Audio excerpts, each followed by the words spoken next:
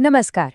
आज हम भारतीय रिजर्व बैंक के उन खास नियमों की बात करेंगे जो हमारे बैंकिंग सिस्टम के लिए एक सेफ्टी नेट की तरह काम करते हैं।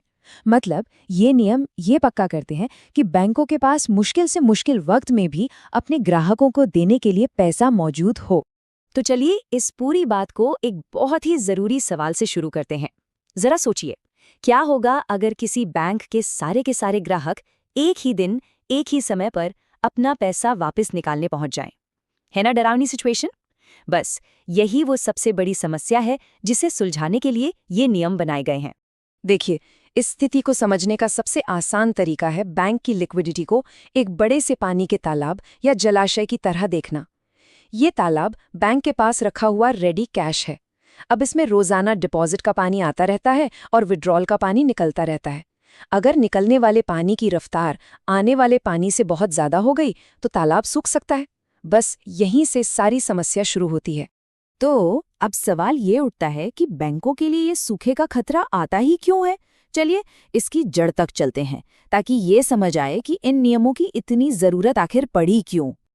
अच्छा, यहाँ पर ना दो शब्दों के बीच का फर्क समझना बहुत जरूरी है, सॉल्वेंसी और लिक्विडिटी।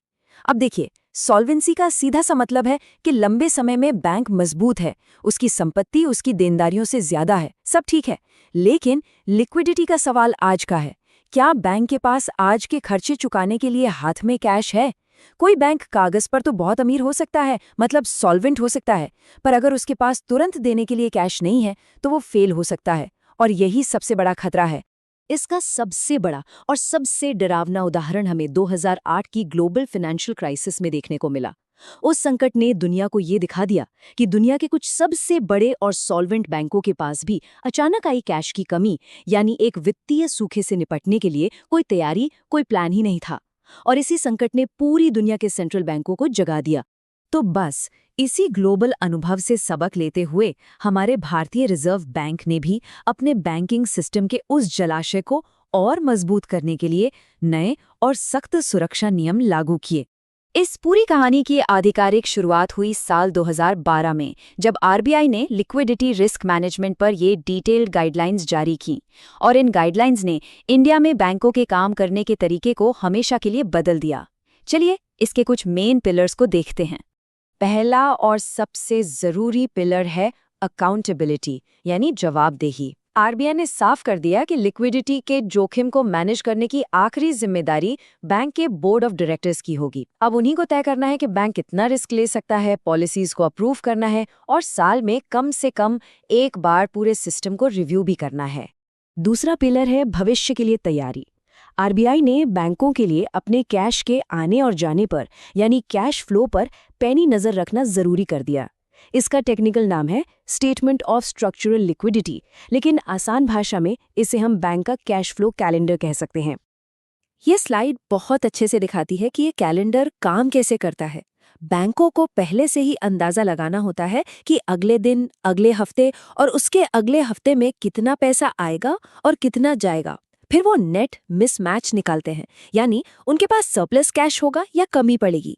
इससे उन्हें किसी भी कमी के लिए पहले से ही तैयारी करने का टाइम मिल जाता है। और अब आता है तीसरा पिलर, एक इमरजेंसी प्लान, यानी क्या होगा अगर हालात उम्मीद से कहीं ज्यादा खराब हो जाएं। इसके लिए भी बैंकों को पहले से ही तैयार रहना होता है। आरबीआई की गाइडलाइंस में साफ साफ लिखा है कि हर बैंक के पास एक कंटिंजेंसी फंडिंग प्लान, यानी सीएफपी होना ही चाहिए। ये एक तरह का एक्शन प्लान है जिसमें डिटेल में लिखा होता है कि अगर संकट आ गया तो बैंक एक्स्ट्रा पैसा कहां से और कैसे लाएगा। और ये सिर्फ एक कागज का टुकड़ा नहीं है, इसकी बकायदा टेस्टिंग भी करनी पड़ती है। तो इन सब नियमों का, इन सब तैयारियों का असली मतलब क्या है? इनका हमारी फाइनेंशियल सिस्टम पर और हम जैसे आम जमाकर्ताओं पर क्या असर पड़ता है? इस स्लाइड पर जो नंबर दिख रहा है ना, ये इन नियमों की सख्ती को दिखाता है। आरबीआई ने कहा है कि किसी भी हाल में बैंक के अगले दिन का कैश फ्लो का घाटा उस दिन के कुल आउटफ्लो के 5% से ज्यादा नहीं हो सकता। अब ये जो -5% की लिमिट है, ये असल में एक अर्ली वार्निंग सिस्टम की तरह काम करती है। ये पक्का करती है कि बैंक रोज रोज की छोटी मोटी कैश की कमी को भी हल्के में न ले। ये छोटी मोटी चिंगारी को एक बड़ा संकट बनने से पहले ही बुझा देती है। तो कुल मिलाकर इन नियमों के नतीजे काफी ठोस रहे हैं। हमारा फाइनेंशियल सिस्टम अब पहले से ज़्यादा मजबूत है, हम सबका पैसा ज़्यादा सुरक्षित है और अब बैंकों की सेहत को लेकर पहले से कहीं ज़्यादा पारदर्शिता है। इससे पूरे देश में रिस्क मैनेजमेंट का एक स्टैंडर्ड तरीका बन गया है। तो इस सब जानकारी का फायदा एक आम और जागरूक ग्राहक कैसे उठा सकता है? अच्छी बात यह है कि आरबीआई के नियम इसका भी रास्ता दिखाते हैं।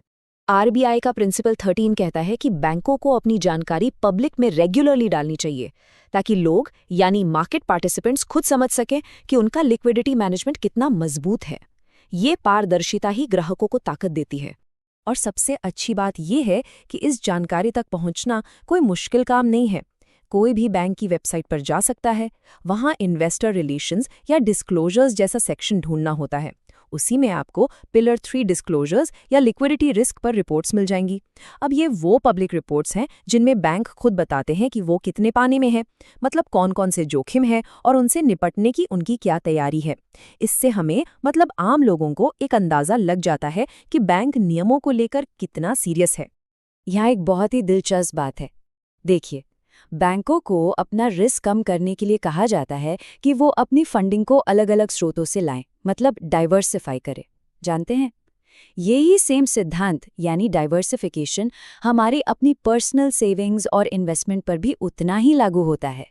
तो आज की पूरी बात का सार ये है कि आरबीआई ने बैंकिंग सिस्टम के लिए एक बहुत मजबूत सुरक्षा कवच तो बना दिया है, लेकिन ये हमें एक अहम सवाल पर लाकर छोड़ता है। बैंकिंग सिस्टम ने तो अपनी सुरक्षा का इंतजाम कर लिया है, पर क्या हमारी अपनी पर्सनल बचत भी उतनी ही सेफ और डाइवर्सिफाइड है? ये एक ऐसा सवाल है जिस पर हम सबको सोचना चाहिए।